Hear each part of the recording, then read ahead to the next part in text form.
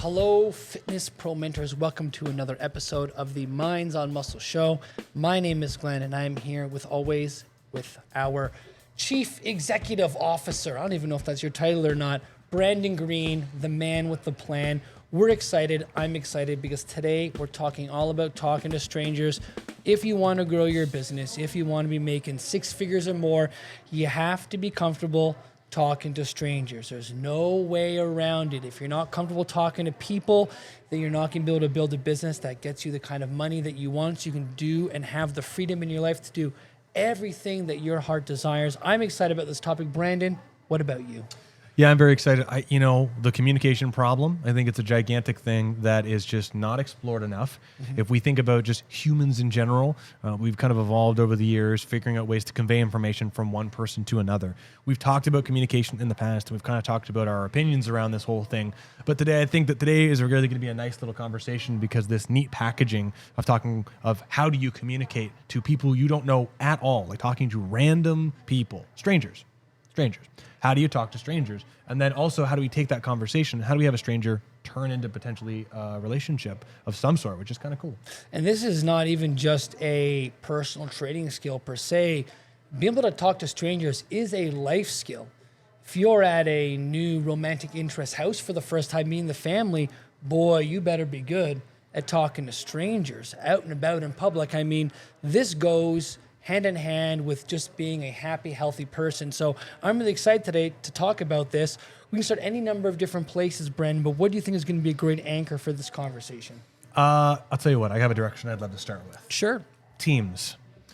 We've talked about tribes. There's a great book by Seth Godin called Tribes, and there's another great way that Tom Purvis taught me in RTS. And there is just an interesting way that people congregate with other people like them. And that might seem like a weird sidestep to this whole talking to stranger kind of thing, but it's not. If we think about like fitness land, you have all these different stereotypes of fitness people, choose your own adventure, choose your own words. You got, let's say, power lifters, bodybuilders, runners, Pilates people, yoga Lattes people, spin bike people, functional CrossFit people. Huge divide in people. If you take all of these different teams, what makes these teams unique is all these teams listen to the same kind of music. They wear the same kind of clothes. They say the same kinds of things. And what's weird is if you take these two different teams, like you take a running team and a Pilates team, they're going to bicker each other, and they're going to be like, well, they're not like us, and we have our group, and they've got their group, and everybody's a little different. And then you get these bodybuilders, and you get bodybuilders that use all sorts of different jargon, are completely different. And the runners and the Pilates people kind of suddenly band together because they're not so different from one another after all, but they do create their own team against these bodybuilding people. And we could take this and we could look at this at a landscape view of many different cultural, team, economic, social divides that we create. Why is that significant? Each of these teams have different ways they communicate. Different way that people like me go to places like this. People like me do things like this. And what's really one of the most powerful tools that I've used before we even consider talking to strangers is I built quite a large business off of just working with chiropractors and yoga studio owners. Well, those are competitive businesses to what we do, arguably on paper. But they say different things. They have slightly different niches. And one of the most powerful things that I learned that I would encourage you to do is learn how to speak different demographics languages. If you can speak CEO to another CEO, it makes things more relatable. And then all of a sudden you can talk to a stranger who's a CEO who thinks, well, they're like me, so I can talk to this person. People like talking to people in the same status structure, and you don't need to have the same amount of money, but you do need to be able to relate to them and talk. And this is what's really a powerful thing. If you understand how yoga people communicate, it makes it easier to have that first conversation. It's kind of interesting. I like it. It's right in line with what we've talked about on other episodes, where when you're communicating information and knowledge to your clients, you want to educate them at their level with where they're at with the information. You don't want to use big jargony words that are going to confuse them. This is lateral thinking in the same kind of vein, where instead of trying to dumb things down so it's digestible for your client, you're just trying to speak the same language as the person in front of you. I mean, again, it really comes back down to this is a concrete life skill. If you're trying to work through difficult problems, solution, network, connect with somebody, you talk with them the way they want to be spoken to, what's familiar with them, not necessarily in the flavor that you like to, where that's going to work the best for you per se. You know, there's the whole peacocking thing that you can instantly think of. I mean, if you think about where you went into a social structure of some sort, a party, a gym, a car dealership. And actually, there's a perfect example for me. I was looking for somewhere to find someone for helping me with investing and accounting. I wanted to learn a little bit more. And so I went in and I chat with this guy, and this fella was brilliant investor, brilliant accountant. When I sat down with him though, he talked over me. And I don't think I'm a terribly dumb guy, but he talked at me for an hour and said nothing that I understood. Whether or not he could have, made me a fortune and taken care of me, I didn't understand him at all. And I asked questions and I still didn't understand him because he wasn't speaking to me in any way that I could understand. I met with someone else, and this other person has a much larger portfolio, far more credentials, and they spoke directly to me in a way that everything made sense, and I left there with information that I actually understood. The peacocking, massive vocabulary, huge words, like trying to say the colloquial, post-activation, potentiation, torque, those words don't mean anything to anybody, and I say that jokingly every single time. The truth is, how do we speak to someone? Because if you can speak to someone, it feels good. I mean, another simple example, you go to a party, and someone's in the corner and they're the know-it-all, right? And someone asks a question like, oh, yes, and they do all the fact laying and no one can ever correct them. That's a weird thing. No one likes talking to that guy or girl. Do you like talking to them? Anyway. No. And it's funny because people don't tell those people to stop talking. You just let them go. They kind of back away. So people backing away from you at a party, think about how you're communicating with them. So I like that framing that we're talking about here in terms of like speak to the person who is going to be in front of you. I think that another piece of a framework that we ought to talk about and examine before we dive too far into maybe like the how to do this or how you might approach the conversation would be your attitude if you are indeed using this in kind of a business building sense. So this is something that has come up for me more recently, and you and I were discussing, and I think it's been tremendous help for a lot of people in the program, which is when you're going to go out and have conversations and talk to strangers deliberately to help build your business and create more connections, you can't go in with an attitude of trying to convert everyone or sell everyone or being worried about failure or rejection. You really have to go into these conversations with I'm not attached to how this ends. I'm just going to go and know what I want to say, know what my system is for talking to these people. But in the end, if it doesn't work out, it doesn't work, and that's okay too. Because a lot of times, I think what we've both seen, both in ourselves in the past and also presently as well, is when you go in with an agenda, like everything has to go exactly like this, it has to tick all the boxes, the conversation isn't organic, you fumble on your words, it feels like really constrictive versus going in and being yourself. I remember being younger and trying to date in university back when I wasn't really a confident guy, and I would always be so attached to how conversations had to go, or I'd have read all these things in GQ or Maxim magazine that I had to say, and nothing ever really worked. It was a great way to fail at conversations and meeting a romantic partner. And when I finally got to the space where I had dated so much and I got comfortable with myself and who I was and just talking to people, and I went on a date with my now forever partner, it was easy. We sat and we just chatted and we got along and it was beautiful, and we haven't looked back since. Never been a doubt in my mind. So you have to kind of go into these conversations talking to strangers, business meetings, clients, prospects, all that kind of stuff without any attachments to the outcome, just trying to do your best. And then depending on how things go back and review your game tape and see what you could have done better.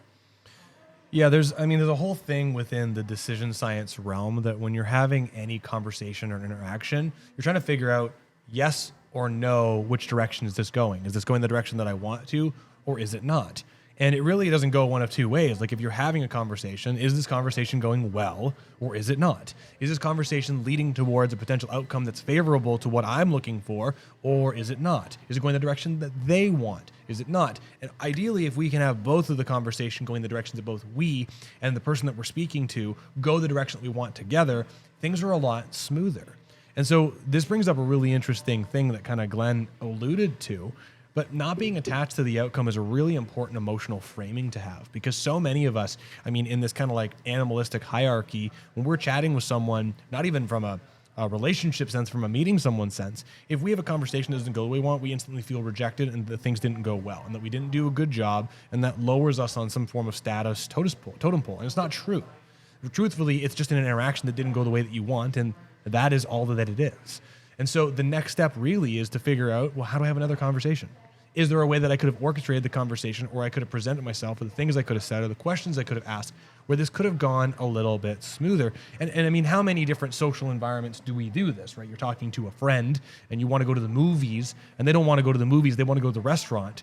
And you figure out either you go the direction of the restaurant or you find a way to persuade them to go to the movies. And that's kind of an interesting, fun way of thinking about it. But this is we've got some step-by-step processes I'd love to share here with this whole thing. Yeah, I mean, I love what you're saying right now. And I think the whole idea behind frame is like decision science, right? Because when we talk about talking to human beings in communication, a lot of the times we're talking about like what you hear from a lot of people is do this or do that, avoid this, avoid that. It's kind of like these very polarized, polar opposite juxtaposition ideas. But what I really like about the decision science framing is that like, let's look at this logically and parse out what's going on underneath the surface, underneath the surface, and find the direction. You had this really great analogy that you shared in the mentorship. I won't try to regurgitate, but I'll ask you to. The whole like going up to somebody and hey, how are you doing? Good. How are you? Great. Can I buy you a drink? No. Right. Hey, how are you doing? Good. Great. Can I buy you a drink? Yes. Yeah. Right. Would you? Yeah. I mean, it's a very like simple, but I mean, it's if you think of sales. I mean, when we're talking about this in this business context for personal training, we are talking about sales. And then it's extremely easy in social structures to think of, what layers of status in a relationship conversation are we going through that kind of go away? And I mean, most of us, I think, have gone through some sort of trying to engage and go on a date with somebody or build a relationship with someone, build a friendship or a rapport. And so it's the very simple thing of like, if you think about it, you see someone somewhere and you're like, hey, I'm interested in talking to that person. You go talk to that person and hi, the conversation goes great. Next, you decide, well, what is the next step? Well, the next step perhaps is having dinner to get to know each other a bit more. Hey, would you like to have dinner with me? Yes or no? Yes, great. Let's go do the next thing. No. Okay, the conversation is over. Next person, please. Right? Oh, yes, that's great. The dinner's going to happen. And then you move on to the next step. Hey, we're having dinner. This is great. Do you want to have dinner again? Good. Hey, do you want to go buy a house together? Again. Do you want to go get married? Do you want to have kids? And each of these are sequential, and these are just, kind of Western norms. So maybe you don't want to have kids or buy a house, but that's not really the point. It's a series of yes or no questions to figure out which direction are you guys going, and are you continuing to go that direction together? Talking to strangers is the exact thing. It's the exact same thing. And so when you're communicating, you can absolutely communicate with someone for the sake of communicating. I think it's a fantastic exercise. But if you're going, and I would encourage you, if you are not busy enough as a personal trainer, go to environments where there are people that are potential prospects and go talk to them. When you go talk to them, understand that there is this opportunity for them to potentially become a client with you. That is fantastic. Now, how do we set up a series of this or that, yes or no style situations that help to curate this almost impossibly cold lead all the way to a hot relationship where they're actually spending money on you, cold and hot in the sales context? And it's very simple. This is where, and I know Glenn made a note about this, talk about this today, this is where there's an opportunity for lead magnets and communities and different types of sales calls and structures and conversations to figure out this or that, is this going a good direction? And so here's some quick steps I'll share with you, and then we can let Glenn kind of blow up this lead magnet thing, because I think there's some cool stuff there. First and foremost, when you go talk to a stranger, when you go talk to them, I like to call the rapport continuum. You meet with them and you start talking, and the relationship goes a good direction. Hi. How are you? Great, thank you. And you can actually start chit-chatting about nothing. Then the next step is you could actually start digging and asking some questions. So the second step, you could call it, from the Sandler sales stuff, and thank you, Greg Mack, for introducing us to that, pain funneling. You can start asking some questions. And I don't mean pain funneling immediately, but asking questions about what they're at the Starbucks for. What are they doing? You saw they had a bunch of papers with them. Hey, you couldn't help but notice they actually have a little bit of a limp. What's that all about? And start finding out, is there any bit of information you can gather from them that actually showcases that they might have a need for the thing that you do? Are they a suspect or a prospect? Great. If they indicate that they might have something that might be a good fit for you, then there's an opportunity for you to share a lead magnet or something else with them. Now, here's the great thing about the third step of trying to see if you can get the conversion to start happening with this or that idea. You don't have to go in and be like, hey, you know what? I think you'd be a great candidate for what I do. You should come into my place and sit down with me for free, and I'll just show you. No commitment, but you can come. Everyone knows what that means, right? Come by to my place for a free consultation, right? We all know what that means, right? What you could actually try, and this is a fun one, is you could give them the opportunity to strategically bail and let them choose, right?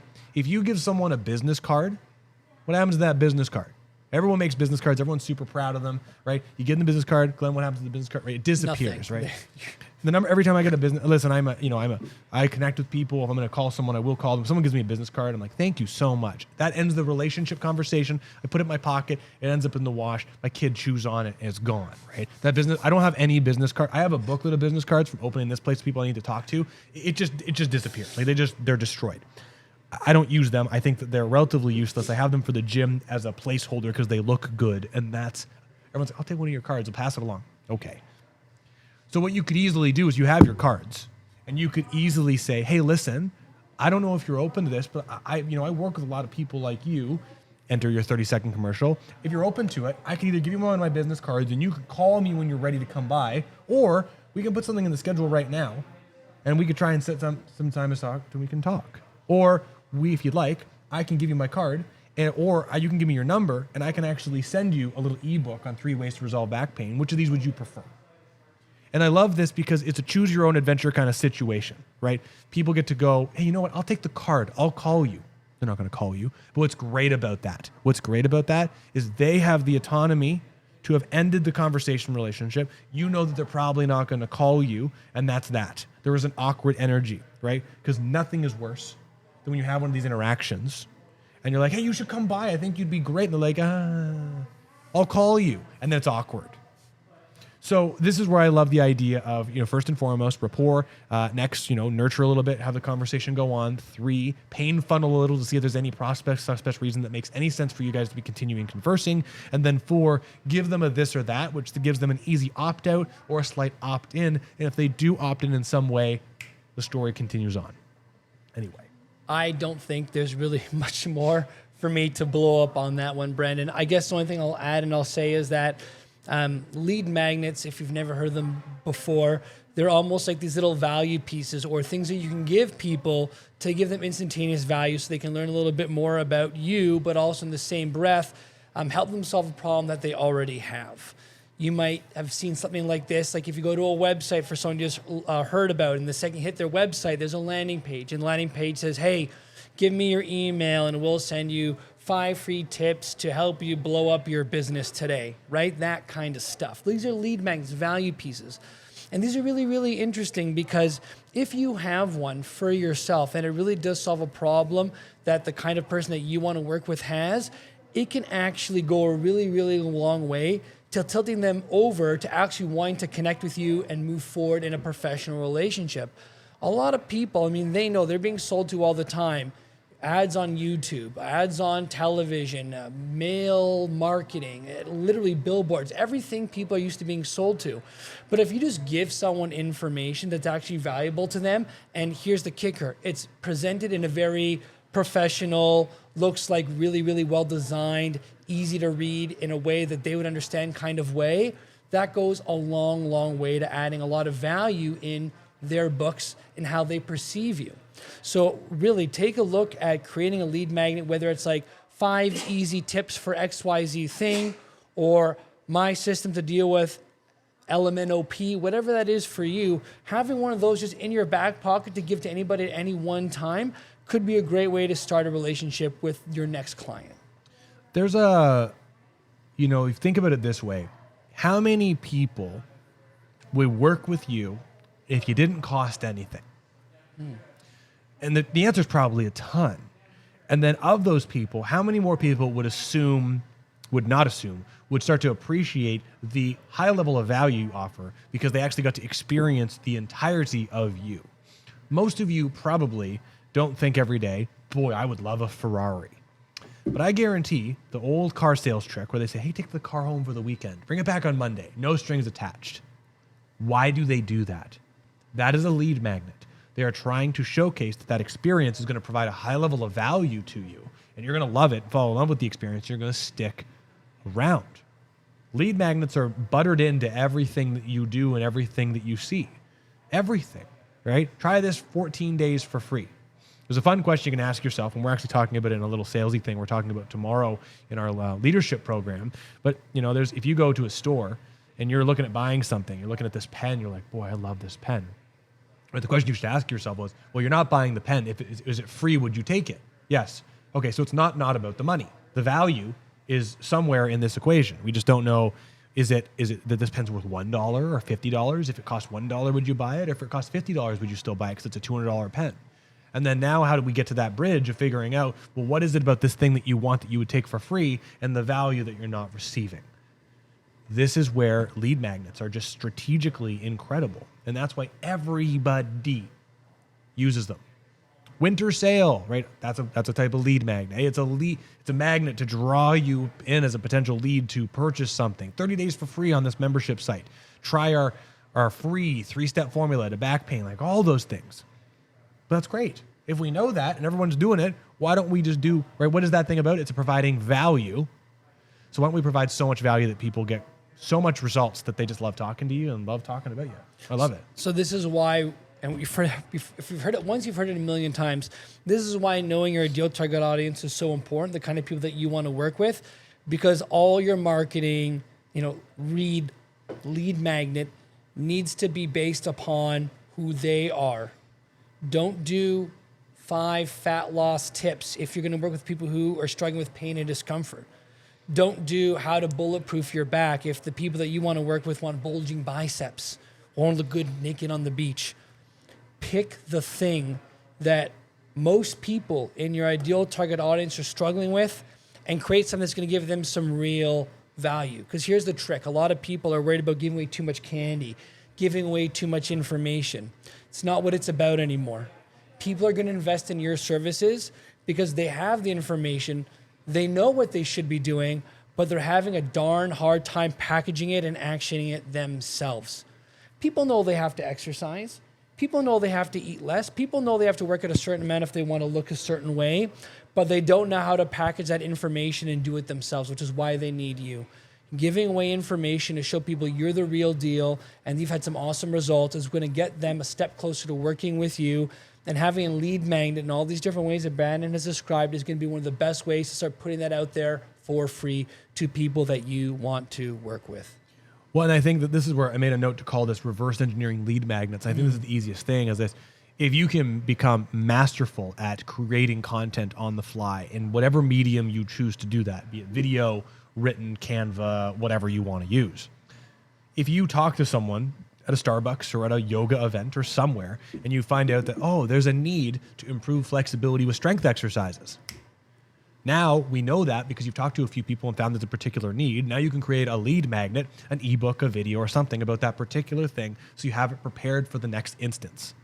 Or, which is a creepy, sneaky way to do it, but I think it's a great way to do it, is if you talk to someone, like this is something that I have done several times, full disclosure, is I'm talking to Glenn and Glenn tells me that he needs to get clients from social media. And I go, oh, you know what? I've got a master class on that. And then what do I go do? I instantly go make the thing and then pass it along.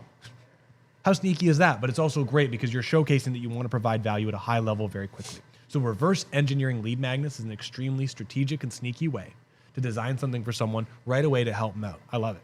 Yeah, absolutely. I mean, like when you start understanding these concepts, it becomes limitless. Like we talked really early on, like, almost like be a chameleon for the people that you want to talk with. Use the same communication, same language.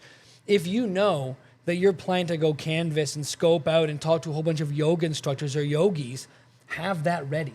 Have that ready to go. And like, here's like a dirty little secret. I have a lead magnet, a value piece that I use about 7 things to do when you're exercising so you don't hurt yourself. I just change the language and the images ever so slightly to match whatever demographic I want to show it to next. Instead of having like people exercise, if it's for yogis, I'll have people doing yoga as my images instead of people doing resistance training. If it's going to be for runners, I change it to a whole bunch of running images. And instead of using examples about the upper body, I'll use more ankle and knee examples. I mean, once you've got the base model down that applies to a swath of people, you can then titrate and just recreate and re-edit it very seamlessly in a very short amount of time. And you'll have to do that once. Then every time you meet a yogi, you know what, believe it or not, I have a value piece exactly on how to increase strength and flexibility at the same time, specifically for yogis. It's crazy we're talking. I don't know if you're interested or not. I'd be happy to send it to you. Or, if you want and it makes sense for you, we could even schedule some time to meet one-on-one and talk about a professional relationship or nothing at all. Honestly, it's totally up to you. What are you thinking? Right? And it just becomes super, super simple and easy once you get the base thing model down pat. The last thing I've got on this, and I agree with Glenn explicitly, is fishermen, like Taylor, who's one of our guys, one of the mentorship and works at Strata, he's a fisherman at heart, loves it, spends his whole weekend fishing. If you ask him, anyone that likes to fish, you just can't stand on the dock and wait for the fish to jump into your hand. It might happen, and when it happens, it might be a really good fish, probably a strong fish because it's strong enough to jump out of the water into your hands, but you can't wait for the fish to come to you. You do have to cast lines in the water, and you got to put attractive bait on the end of the hook to draw people in. And as much as a very negative example, fishing, a sharp hook, and a worm that's enticing and still wiggling to a fish in the water is exactly the lead magnet connection situation. There is something compelling in the water that draws the fish to do something outside of what it normally do. Look, a floating worm. How often does that happen? I'm going to bite it. I'm hungry. Bites the worm. Gets a hook in the mouth. The fisherman pulls it into the boat, and then the next few things happen, whatever that may be. Hopefully they put it back in the water. It's the same kind of idea. We need to go fishing, and you need to practice talking to people. And this is where there are so many different environments that you can go and do this to achieve expert status, be in front of the right people, and just frankly talk. But if you are not busy enough right now, get out of your pond and go to another pond and go talk to people and go talk to as many people as you can. And if you're frustrated because you feel like you're not busy enough and you're doing all the right things, go talk to more people and listen to this episode again and listen to the little sequence I said of going to talk to people, nurture, rapport. It takes consistency over time. Curtis Clay, good friend of mine, says sustained effort over time. I will tell you, many people will put short-term endeavors into talking to some people. They'll get a bit busy, and then it's hard because you need this consistent flow of people to have. If you talk to 100 people, you get 10 people to come in the door. Those 10 people give you some money. You have a really compelling business. 2 of those people will stay with you forever, and the other 8 will go away and change their relationship. What that means is you have to spend several years talking to strangers, and then you get to this incredible place where you do get that high-quality referral network that just sends people towards you, and you don't have to worry about it. But it's sustained effort over time of talking to people that you don't know that turns into this monumentous rapport machine where you and your examples and your work over years have turned into this incredible 6-figure business. You can do it, but thank you, Curtis Clay, sustained effort over time. I love it, Brandon. I don't really think I have anything else I want to put out there. I guess the one last thing I would put out there is if you're a human being and you work with the body, I got news for you. Every single human being has a body. And there's a good chance that either that human being doesn't love the way they look in the mirror, or they've got some sensations in their body that don't feel good from a physical standpoint. So 8 billion people on planet Earth, 8 billion potential people that could work with you. There are prospects everywhere. Get out of your comfort zone. Just start talking to strangers. Try it on. Build the evidence that you can do it, and you'll be more and more confident with it. And as you become more and more confident with it, start spending more and more time where ideal target audience is hanging out.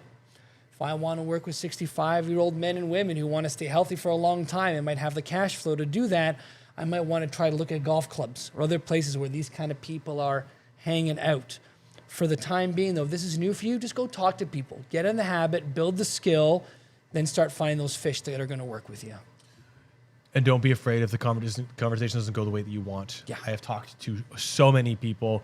I've talked to like agents of professional athletes and actors and high-level people that I'm like super excited about the potential of the thing, talking to people I never thought I would talk to, and things don't happen. And you just can't be attached to that because that's not something that you did. There are just people, and they are busy, and it just didn't happen. And that's cool. Next event, please. Cast another line, go fishing. Glenn, what's your pick of the week? My pick of the week. So coming in, talking about lead magnets a little bit today, my pick of the week for all of you out there is Fiverr. Now, there are a couple different ways you can go about making content, things like videography,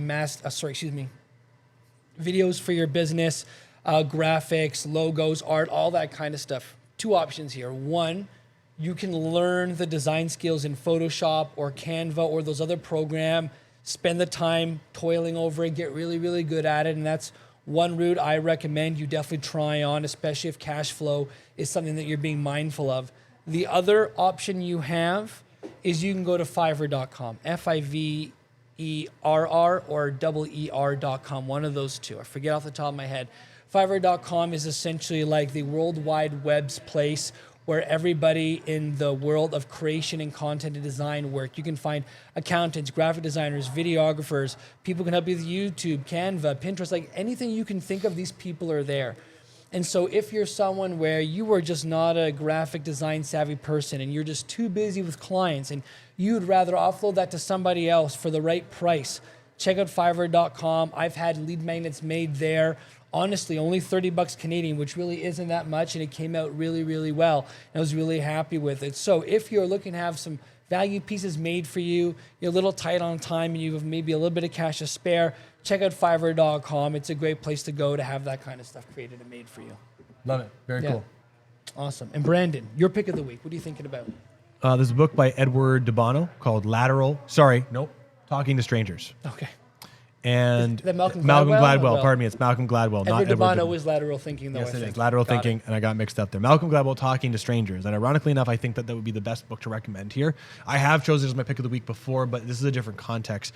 It is a very interesting book. Have you listened to it or read it? No, I haven't. It's all about where talking to strangers actually leads negative situations. And it's a bit of a darker book, and at least in my opinion, where conversation and communication doesn't go the way that you want it to.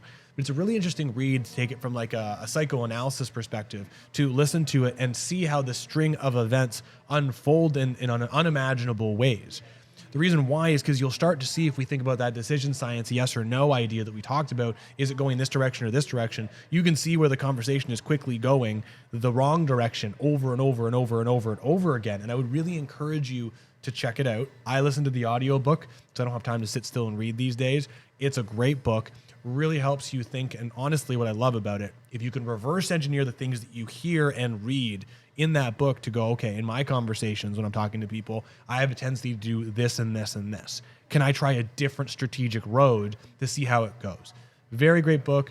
Malcolm Gladwell is just super articulate and just brilliant on all degrees. I just love him so much. His video on spaghetti sauce that Tom Purvis showed is a great one as well, too, for some marketing stuff if you're looking to think about marketing. Yeah, he's got a lot of great books I think apply really, really well to exercise professionals and trainers. Blink, I think, was a good one as well. Anyways, we'll digress there. Everyone, this has been all about talking to strangers, talking about communication, going in with this I don't care attitude, all the different stuff that we tell our students. We even gave you a system and how you ought to think about it and apply it. I'm really excited. We want to help you 2 and 3 times your in-person personal training business. We do this podcast every week. If you're not already a member, you're listening to the podcast, join our Facebook group. Just look up Fitness Pro Mentors. We just want to help you grow your business and have the life that you want to live. Everyone, thank you so much for listening to this episode. We are the Fitness Pro Mentors podcast, Minds on Muscle show. And keep making it rain. Glenn, have a good one. Yes, everyone, have a great one. You called me Glenn? Glenn, I did. Mouth not working. We're at the end of the show. It's fine. Bye.